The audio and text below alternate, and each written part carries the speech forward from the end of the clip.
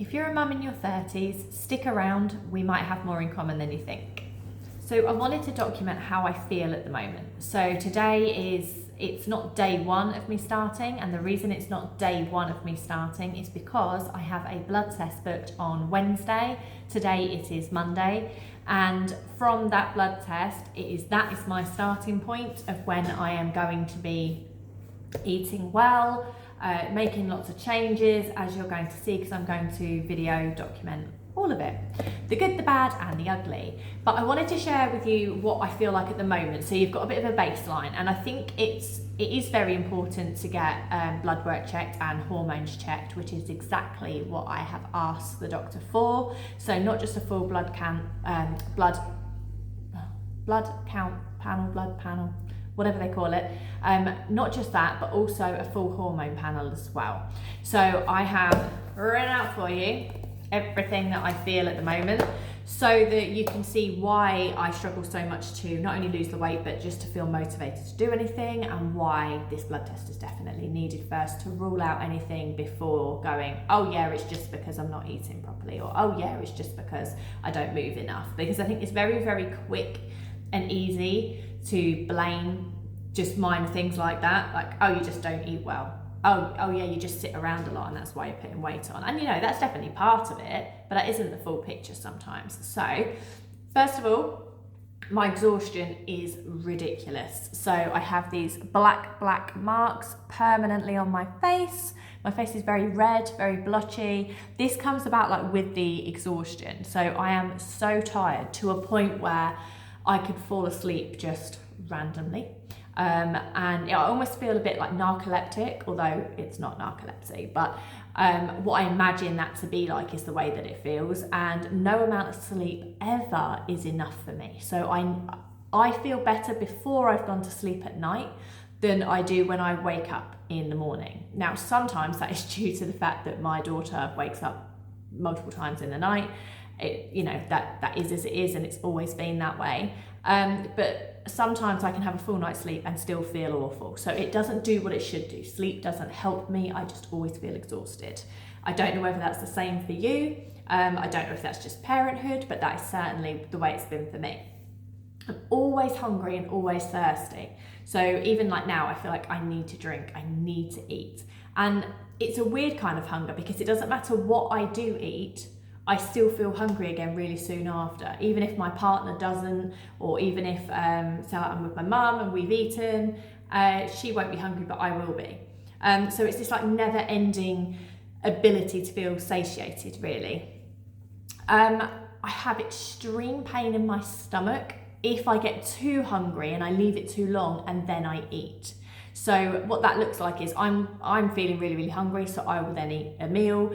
In about 3 mouthfuls in, I have to stop and go lay on a sofa or on a bed and lean backwards and try and gain as much like space and distance in my stomach as I possibly can, because it's just really painful. It feels like cramping, like everything's just kind of doing this, is what it feels like. So that's not normal, right? I know that's not normal. That was one of the things I highlighted to the doctor, that feels like that shouldn't be happening. What could be going on there? I do have inflammation in my body, so I'm going to show you something at the moment as well. Can you see that? So this has come up in the last week, possibly. It's random rashes that I get, and I get them in between all of my fingers. It's nothing I'm touching, by the way. I've had these come up and disappear throughout my adult life. They always have done. They come up, they can get really bad. I will see if I can dig out a photo to put over this to share with you. I've had it all up around my face before, and like to a point where I can barely open my eyes, where it's just rashy. And it does happen, and then it can go, and then it can start. Sometimes I can have it and it's very, very small, and sometimes I have it and it is just like full blown ridiculous, all over my hands, up my arms, up my neck. And it's just really painful and really miserable, because anything I touch then aggravates it again. And it starts off like these small little water blisters that then spread and leak, and like they're just really, really painful. And it looks like wet eczema, but it isn't eczema. I've had eczema a lot as a kid. It isn't that. So yeah, I've got inflammation both externally on my body and internally. So I've had, well, not had endometriosis, I have endometriosis and I was diagnosed at 19 with endometriosis. I've had 3 surgeries so far. So these are the laparoscopies where they laser everything. And in those that I now have a lot of scar tissue as well. So although I'll do separate videos about the endometriosis because that's a whole topic on its own, I also have, I can't really say this word properly, adenomyosis. Adenomyosis. So that is similar to endometriosis, and it's the body attacking itself. So you end up with these sort of lesions and growths in places where they shouldn't be. And there's a lot more information coming out about it now. It's a lot more heavily researched now than it ever has been, and there's a lot more tests going on. But it's something that, like I said, I've had since I was 19, and I've had bad times with it, good, like better times with it, really painful times. I was able to have my daughter, which again I will do a separate video about, and thankfully after having her it did clear a lot of the endometriosis up, which is brilliant because that means less pain, but the pain is still there. I do still have ongoing symptoms of it. So there's inflammation in the body.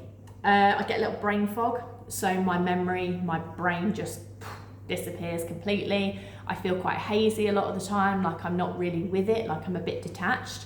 I don't know whether that's a normal thing, or like, again, is that just parenthood? Is that just there's so much in the brain that your body kind of can't keep up with it? I don't know if that's the case. I feel like it's probably very diet related, that one, and exhaustion related. I think they all very much link together. Let me know if you have any of these things as well, please. Please do comment and let me know if you have one or more of these as well, or if you have other symptoms.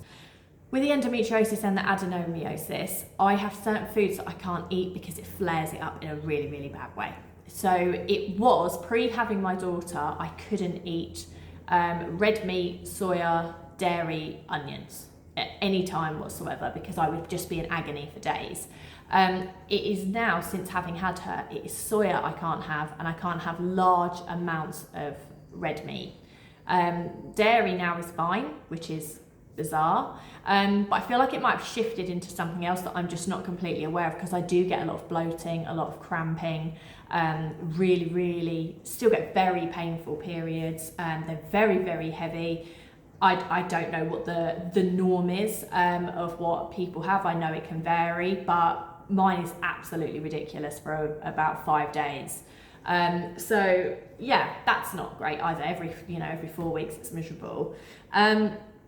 I get very hot, painful feet at night, and it happens if I'm tired, and definitely in the evenings. My feet just get really like restless, and like restless legs, restless feet.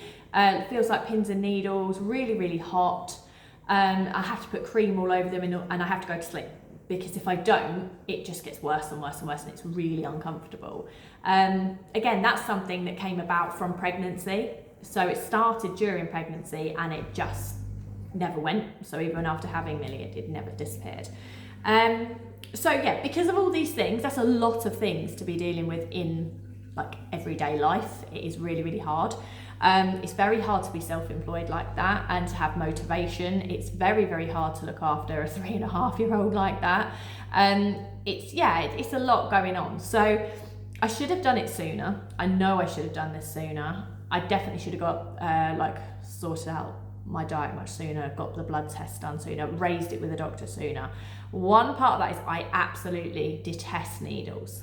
I can't do needles. I don't like doctors. I don't like nurses, which is ironic because my mum is actually a nurse and her husband is a doctor. So it's not like I'm unaware of the setting, the procedures, the talk around it, stuff like that. I just really don't like it myself, and I never have done. So I will avoid anything like that at all costs. I did have an MRI scan, when was that? Less than a year ago. And that was what showed that my endometriosis was much better, but it is now adenomyosis. And I wanted them to see if there was polycystic ovaries there as well, but there is not. And that is because I have had cysts on my ovaries in the past, and I get like loads and loads of like facial hair, which again got worse since having had the pregnancy and having had Millie. So that's never gone. I thought it could have been that, but the MRI scans showed no, it's not that. In the last like 3.5 years, not only have we had Millie, of course, but we've moved house twice. I've been self-employed throughout all of this time. There's no maternity leave if you're self-employed, which I don't know if you know about that, but unless you have a big whack of money saved up beforehand, you go back to work pretty soon after having had a baby, because there's no other choice, there's no other option. So it's been very, very full on the last few years, and I think that's probably why I've taken a bit of a backseat and a back burner to my problems. It's like, oh, I'll just carry on.